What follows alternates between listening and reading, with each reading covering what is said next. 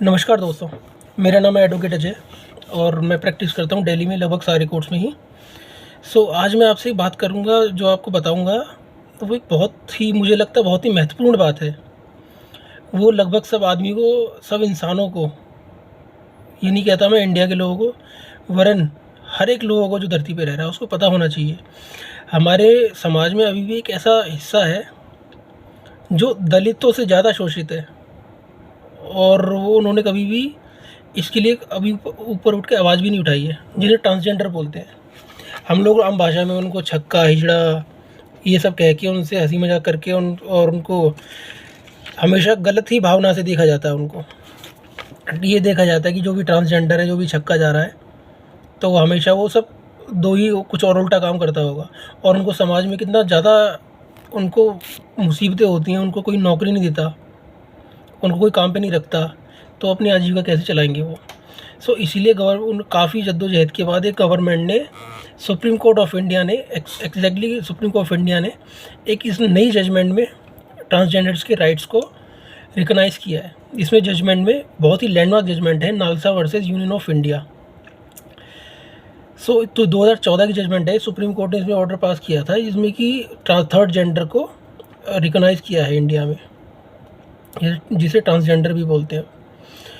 इसी में ही पार्लियामेंट ने 2020 में लॉ भी बनाया इनके अगेंस्ट, इनके फेवर में, जो कि पार्लियामेंट ने जो पास किया था उसका लॉ का नाम है transgender persons protection of rights act 2019। Shorts में इसको TPA बोलने लग गए हैं। ऑफिशियली वो रिकॉग्नाइज्ड है as a transgender as official gender in India.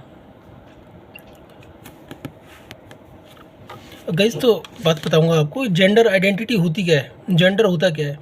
Basically जब इंसान पैदा होता है, जब वो हॉस्पिटल में होता है या फिर घर में होता है, घर में अगर पैदा हुआ या हॉस्पिटल में पैदा हुआ, मान लीजिए हॉस्पिटल में पैदा हुआ है सपोज़, जो डॉक्टर होते हैं वो उसके जेनिटल पार्ट्स को देखकर डिसाइड करते हैं कि मेल है फीमेल है।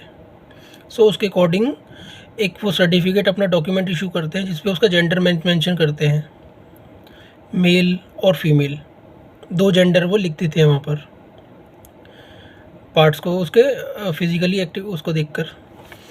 उसके बाद जेंडर होता क्या है, जब इंसान जब वो बच्चा धीरे धीरे बड़ा होता है, जब उसके अंदर से कुछ फीलिंग्स, कुछ इमोशंस डेवलप होती हैं, जैसे कि वो अगर पैदा हुआ वो मेल ऑर्गन्स के साथ और फीलिंग उसकी वीमेन वाली है, औरतों वाली फीमेल है उसकी, तो वो ट्रांसजेंडर है।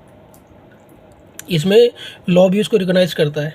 उसकी फीलिंग जो मोस्ट इम्पॉर्टेंट है, फीलिंग, वो फील क्या कर रहा है अपने आप को, वो मेल फील कर रहा है या फीमेल फील कर रहा है वो अपने आप को। जैसे कि वो फीमेल की बॉडी में वो अपने आप को मेल महसूस करता होगा, मेल की बॉडी में वो फीमेल महसूस कर सकता है। तो इसको जो इसी को थर्ड जेंडर बोला गया है, ये है ट्रांसजेंडर। और नए लॉ के अकॉर्डिंग जो ट्रांसजेंडर, जो थर्ड जेंडर है, उसमें सारे राइट्स दिए गए हैं जो बाकी जनता को दिए जाते हैं, बाकी जो भी सिटीजन्स हैं उसके साथ साथ सबके वो राइट्स उसको थर्ड जेंडर को भी मिलेंगे।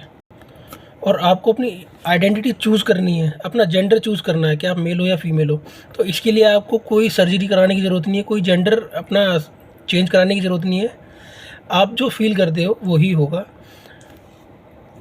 तो आप सोचेंगे कि आप जेंडर आइडेंटिटी मिले कैसे। इसमें कुछ प्रोविजंस दिए हुए हैं, इसमें जो नया लॉ आया है TPA। इसमें आप एप्लीकेशन दे सकते हैं अपने नियरेस्ट DM को। DM की क्या क्या रिक्वायरमेंट्स होती हैं वो आप वहाँ पर जाकर पता कर सकते हैं कि उनको क्या क्या डॉक्यूमेंट्स लगेंगे। अब DM डॉक्यूमेंट्स को आपको आपकी एप्लीकेशन के बाद सेटिस्फाई होने के बाद आपको आपके डिज़ायर्ड जेंडर पे सर्टिफिकेट इशू कर देगा और वो सर्टिफिकेट मान्य होगा। अब केस आता है कि माइनर का, अगर 18 साल से कम है और वो अपना जेंडर की आइडेंटिटी अलग करवाना चाहता है और सर्टिफाई करवाना चाहता है, तो वो अपने गार्जियन के अपनी एप्लीकेशन गार्जियन के थ्रू भी दे सकता है। और वाइस वर्सा उसके डॉक्यूमेंट्स को वेरीफाई करने के बाद और उससे इंटरव्यू करने के बाद डिस्ट्रिक्ट मजिस्ट्रेट उनको उनका relevant gender identity certificate provide कर देंगे। गाइस, अब इसमें बताता हूँ आपको लॉज क्या क्या हैं, कानून क्या क्या है ट्रांसजेंडर्स के लिए। आर्टिकल 14 ये प्रोवाइड करता है हर एक स्टेट गवर्नमेंट को कि वो इक्वलिटी के बिना इक्वलिटी लाए और सारे सिटीजन्स को इक्वली ट्रीट करे जेंडर बेस्ड ट्रीटमेंट ना करे किसी का भी। आर्टिकल 15 प्रोहिबिट करता है discrimination against any person on the ground of sex. So article 15 जो पता है कि आपको वो भेदभाव करने से बिल्कुल मना करता है। आर्टिकल 19 जो प्रोवाइड करता है हर एक सिटीज़न को फ्रीडम ऑफ एक्सप्रेशन, बोलने का अधिकार, वो सबको मिलेगा, वो जेंडर बेस्ड नहीं होता है। आर्टिकल 21 हर एक सिटीज़न को लाइफ जीने की आज़ादी देता है और डिग्निटी के साथ, ये जेंडर बेस्ड नहीं होते। इसमें मेंशन्ड है सिटीज़न, ना कि जेंडर। सिटीज़न होगा वो उसको ये सारे राइट्स मिलेंगे। उसके बाद आता है ट्रांसजेंडर, जो अभी नया लॉ बना है, जो नए को उसमें लॉ में जो आया अभी NALSA versus union of India के बाद जो इम्प्लीमेंट हुआ, यूनियन ऑफ इंडिया पार्लियामेंट ने जो इशू कराया इसको लॉ को इम्प्लीमेंट कराया।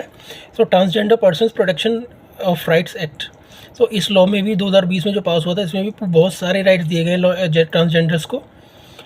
इसके बाद ST/SC prevention of atrocities and protection of civil rights act. So इस लॉ में अगर आप कोई ट्रांसजेंडर है, अगर किसी ST/SC कैटेगरी में फॉल करता है, तो वो इस ST/SC एक्ट का भी वो यूज़ ले सकता है। उसके बाद जो नालसा की जजमेंट थी उसमें तो काफ़ी क्लियर करके बता देता है कि ट्रांसजेंडर्स को पर्सन है। और उसमें जो ये जजमेंट थी, इस जजमेंट के अंदर सुप्रीम कोर्ट ने क्लियर कर दिया है कि जो भी हमारे संविधान में जितने भी राइट्स दिए गए हैं सिटीजन्स को, वो सारे राइट्स जेंडर न्यूट्रल हैं, सबको मिलेंगे बराबर, इसमें कोई डिस्क्रिमिनेशन नहीं होगा। अब कुछ लॉज हैं जिसमें कि जो नया लॉ बना है TPA, अब इसमें क्या क्या राइट्स दिए गए हैं ये आपको एक बार शॉर्ट में बता देता हूँ। जैसे कि education, employment, family, health care, housing, public spaces, stand for election, मतलब कि आप इलेक्शंस में भी खड़े हो सकते हैं, ये सारे राइट्स दिए गए हैं आपको। एम्प्लॉयमेंट, कोई ऑर्गेनाइजेशन चाहे वो गवर्नमेंट हो चाहे प्राइवेट हो, वो आपको आपके जेंडर के बेसिस पे आपको रिजेक्ट नहीं कर सकती। आप अपना फैमिली हाउस होल्ड कर सकते हैं, आप अच्छी तरह फैमिली में रह सकते हैं, आप अपना घर खरीद सकते हैं, बना सकते हैं। पब्लिक प्लेसेस में जैसे आम जनता होती है उसकी तरह पब्लिक प्लेसेस में भी आप फ्री एक्सेस है आपका, जैसे बाकी सिटीजन्स के राइट्स हैं वैसे आपके भी राइट्स हैं।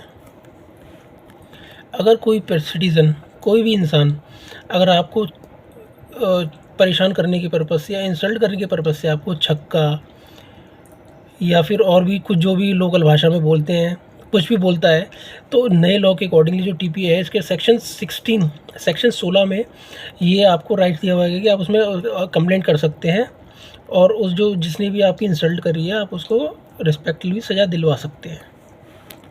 अब एक बात और आती है कि इसमें जो फैमिली होती है वो भी काफ़ी डिस्क्रिमिनेट करने लग जाती है सॉरी। सो वो नहीं चाहती फैमिली कि हमारे घर में एक ट्रांसजेंडर बच्चा रहे, वो उसको डिस्क्रिमिनेट करना शुरू कर देते हैं। तो नए लॉ के अकॉर्डिंगली जो TPA है उसके अंदर में फैमिली को भी रिस्ट्रिक्ट कर रखा है कि वो किसी अपने बच्चे को, अगर वो ट्रांसजेंडर है तो उसको डिस्क्रिमिनेट ना करे, उसको पूरा राइट दे जैसे वो और बच्चों को दे रहे हैं। उसको घर में रहने का अधिकार होगा, उसको घर से भगा नहीं सकते, घर से बाहर फेंक नहीं सकते आप उसको। अगर कोई पर्सन ऐसा करता है या कोई फैमिली मेम्बर भी ऐसा करता है तो आपकी कंप्लेंट पर उसको 6 महीने से लेकर 1 साल तक की सज़ा हो सकती है in section 16 of the TPA। बाकी लोगों की तरह ट्रांसजेंडर्स भी शादी कर सकते हैं। और अच्छा, शादी कैसे करेंगे, वो कौन से रिचुअल्स को अपनाएंगे, तो वो जिस लॉ से, जिस धर्म से वो बिलोंग करते हैं, जैसे हिंदू हैं तो हिंदू मैरिज एक्ट उनके ऊपर अप्लाई होगा, मुस्लिम है तो मुस्लिम होगा। और उन्हीं लॉज के अकॉर्डिंगली जब वो डिवोर्स लेना चाहें तो डाइवोर्स भी उन्हें उसी लॉ के अकॉर्डिंगली डाइवोर्स की एप्लीकेशन भी लगेगी उनके ऊपर, कोई अलग से प्रोविज़न नहीं होगा। अब कुछ प्रोटेक्शंस अगेंस्ट सेक्सुअल हैरेसमेंट, अगर कोई सेक्सुअल हैरेसमेंट करता है तो आपके पास क्या क्या रेमेडीज़ हैं। सो सेक्शन 354 ऑफ IPC और इंडियन पिनल कोड में भी ये प्रोविज़न दिया गया है कि कोई भी ट्रांसजेंडर के अगेंस्ट में भी अगर कोई सेक्सुअल हैरेसमेंट करता है तो वो भी IPC के अंतर्गत सज़ा का पात्र होगा। और जो बाकी जितने भी लॉज होते हैं जो फीमेल्स के लिए होते हैं या जितने भी सेक्सुअल हैरेसमेंट के रिलेटेड जितने भी लॉज हैं वो सारे एप्लीकेबल होंगे। सो दोस्तों, अंत में मैं आपसे बस इतना ही कहना चाहूँगा कि जो हमारे बीच में, जो हमारे समाज के अंदर जो है कि जो एक ऐसा हिस्सा है ये, जिन्हें हम छक्का, ट्रांसजेंडर या फिर जो भी अपना लैंग्वेज में गलती गाली वाली देकर हम उनको बोलते हैं और संबोधित करते हैं, जो ऐसा हमें नहीं करना चाहिए। अभी उनके हाथ में नहीं होता है, ये सब उन्होंने खुद नहीं किया है। ये ऐसी फीलिंग्स जो डेवलप होती हैं और नेचुरल होती हैं, वो जेनेटिकली या हार्मोनल बेसिस या फिर बहुत सारे रीज़न्स होते हैं उसके, उनमें उनकी चॉइस नहीं होती है। बट हम उनको उन्हीं को दोषी मानते हैं कि तू ये है, तू वो है, और उनको हमेशा हीन भावना की तरह से या फिर गलत नज़रों से ही देखा जाता है उनको। तो मैं आप सभी से रिक्वेस्ट करूँगा कि उनको भी पूरा सम्मान दें, इज़्ज़त दें और बराबरी का पूरा मौका दें उनको। धन्यवाद।